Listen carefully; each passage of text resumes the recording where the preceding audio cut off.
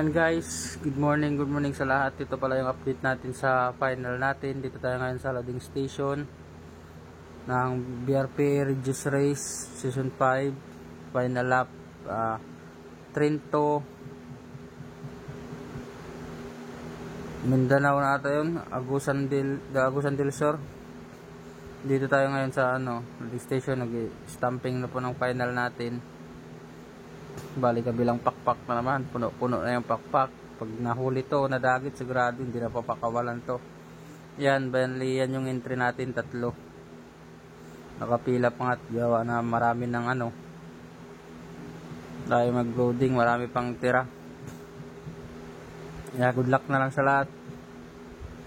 Sana pala rin.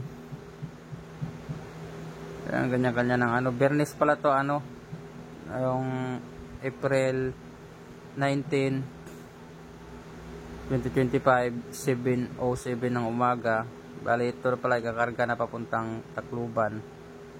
Kasi sumabay lang, kumbaga nakisabay lang din yung club namin kasi hindi naman gaano karamihan.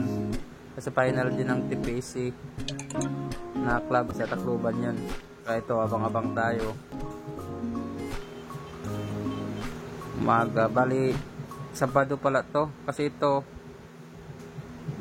nirelease ng kasi nasiraan nga, gawa ng nasiraan yung sasakyan. Sakto lang nakatawid sila sa Surigao, Lipata. Bali doon na lang pinakawalan.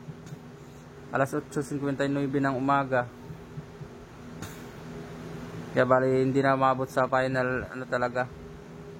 Sa race point talaga ng final ng Trento.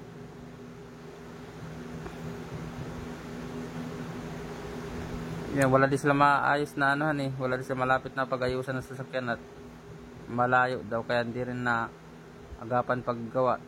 Hindi na sila tuloy magbiyahe dun sa Trento. Kaya ito na video ko din yung pagdating na ng ibon natin. Bali ito yung 2 months and 27 days ata to. Yung isa kasi nauna naman yung isa, ito kinabukasan na to dumating. Yung isa hindi ko naman na video gawa at maulan. Wala ding wifi, tsaka yung CCTV hindi rin na kasi walang wifi din. Hindi rin ako makabidyo sa labas at umuulan nga. Yan, nilagyan pa ng parang clip ata yan,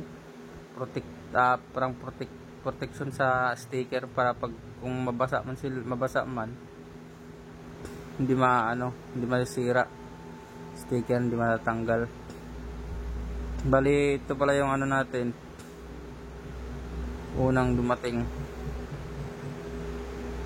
Ito yung dumating natin na una umaga, pinakawalan doon mga alas 9, din dumating siya dito tanghali. I-cut off natin dito alas 2:53. Sakto to pag nung dumating siya alas 2:53 nakadapo na siya sa loop.